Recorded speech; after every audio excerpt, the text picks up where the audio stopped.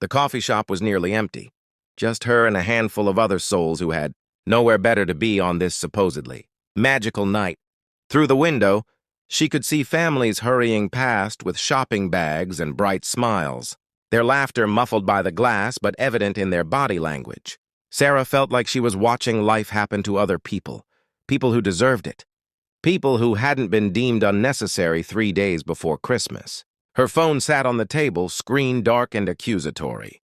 She knew she should call someone, her mother maybe, or her best friend Jessica. But the thought of saying the words out loud, of making it real, felt impossible. Instead, her thumb moved almost of its own accord, scrolling through her contacts until it landed on a name she hadn't touched in 8 months. Daniel, her ex-boyfriend. The one who'd left to take a CEO position at some startup in California. The one who'd chosen ambition over their relationship. The one who'd promised to stay in touch and hadn't. She didn't know why. She was doing it. Didn't know what she expected. But suddenly she was typing. Got fired today. Christmas Eve, isn't that something? She added a laughing emoji, though nothing about this was funny, and hit send before she could reconsider. The message showed as delivered, then read. 3 dots appeared, pulsed, disappeared. Appeared again. Then nothing. Sarah laughed bitterly, shoving her phone into her pocket. Of course, what had she expected? That Daniel would suddenly care after 8 months of silence? That he'd have some magic solution to her problems? She gathered her things and stepped out into the snow, letting the cold bite at her cheeks as she walked toward her apartment. The city was dressed in its holiday finest, twinkling lights, strung across storefronts, wreaths on every door, the distant sound of carolers somewhere down the street. It all felt like mockery now. She'd worked at Henderson & Associates for 6 years, had missed Christmases and birthdays and weekends, had believed that loyalty meant something, but in the end, she was just another line item in a budget that needed trimming. Her apartment was dark when she arrived, the small tree she'd optimistically decorated last week now seeming pathetic in the shadows. She didn't bother turning on the lights, just collapsed onto her couch and let the tears finally come. They were hot and angry and full of every word she hadn't said to Mr. Henderson, every compromise she'd made, every time she'd chosen work over life because she'd believed it mattered. Her phone buzzed once, then again, but she ignored it. Probably her credit card company with a cheerful holiday message, or maybe a marketing email about last-minute gift ideas. She didn't have the energy to care. The knock on her door came around 9 o'clock, sharp and insistent. Sarah froze, confused. She wasn't expecting anyone, hadn't ordered food, couldn't imagine who would be visiting on Christmas Eve. For a moment, she considered ignoring it, pretending she wasn't home. But the knock came again, more urgent this time, and she found herself shuffling to the door. She checked the peephole and her heart stopped. Daniel was standing in her hallway, snow dusting his dark hair and shoulders, his breath visible in small clouds. He was wearing an expensive coat she didn't recognize and holding what appeared to be a briefcase. "What are you doing here?" she asked as she opened the door, her voice hoarse from crying. "You texted me," he said simply, as if that explained traveling across the country on Christmas Eve. "Can I come in?" She stepped back, too stunned to argue, and he entered her small apartment with a familiarity that hurt. He looked different, more polished, more confident, but his eyes were the same. That particular shade of hazel that had once felt like home. He set the briefcase on her coffee table and turned to face her. Really look at her, and she suddenly felt self-conscious about her tear-stained face and rumpled clothes. "Daniel, you didn't have to. I wasn't asking for—" "I know," he interrupted gently. "That's why I came." He gestured to the couch. "Sit, please. I have something to tell you. And you're not going to believe it." Sarah sat, her mind reeling. Daniel remained standing, pacing slightly, that old habit he had when he was working through something complex. "When I saw your text," he began, "my first thought was how much I'd messed up. Not just by not staying in touch, though that was awful of me, but by leaving the way I did, by making you feel like you weren't as important as my career. I've thought about calling you 100 times, Sarah, 1,000, but I was ashamed, and then too much time passed. And I didn't know how to bridge the gap I'd created. Daniel," she started, but he held up a hand. "Let me finish. When I got to California, when I took over as CEO of Technova, I had all these plans, all this ambition. I was going to change the world, make millions, prove that I'd made the right choice. But you know what happened instead? I learned what actually matters. My company, we develop software for nonprofits, help them manage their operations more efficiently. And every day, I see these people who've dedicated their lives to helping others, who work for almost nothing because they believe in their mission. And I realized that success isn't about corner offices or stock options. It's about impact. It's about treating people like they matter. Sarah felt tears welling up again, but different ones this time. Daniel sat down beside her, close enough that she could smell his familiar cologne.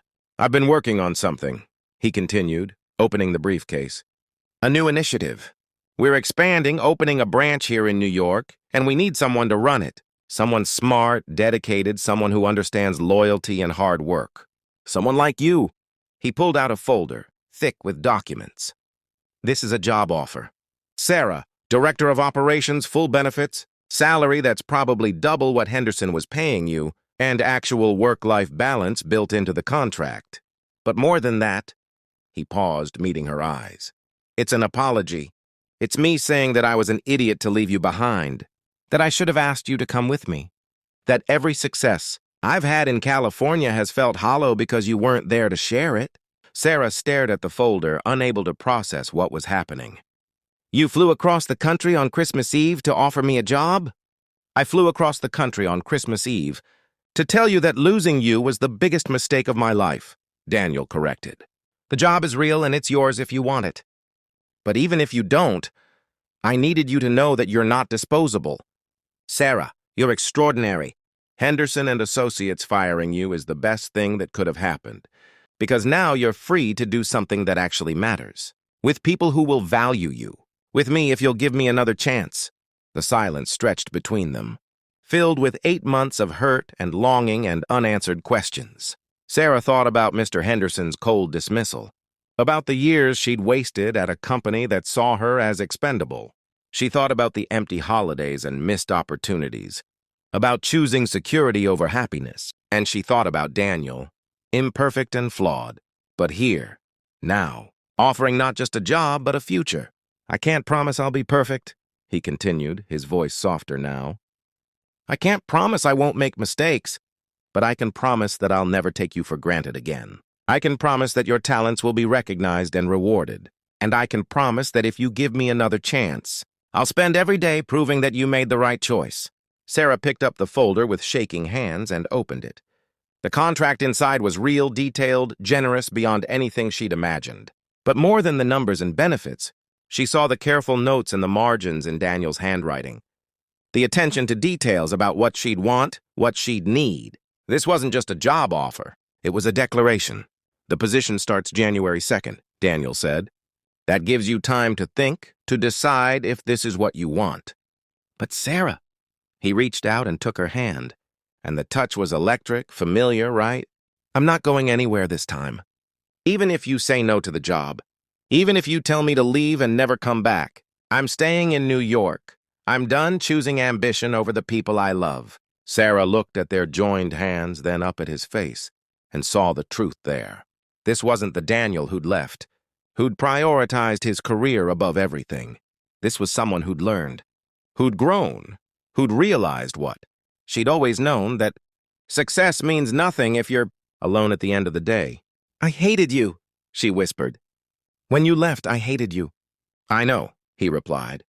"I hated myself too, but I never stopped loving you," she continued, and watched his face transform with hope. "And I'm terrified that if I say yes to this, if I let you back in, you'll leave again. Then I'll spend the rest of my life proving you wrong," Daniel said firmly. "Starting right now. Starting with staying here tonight if you'll let me. Starting with building something together. Not just a company, but a life that actually means something." Outside, church bells began to chime, marking midnight.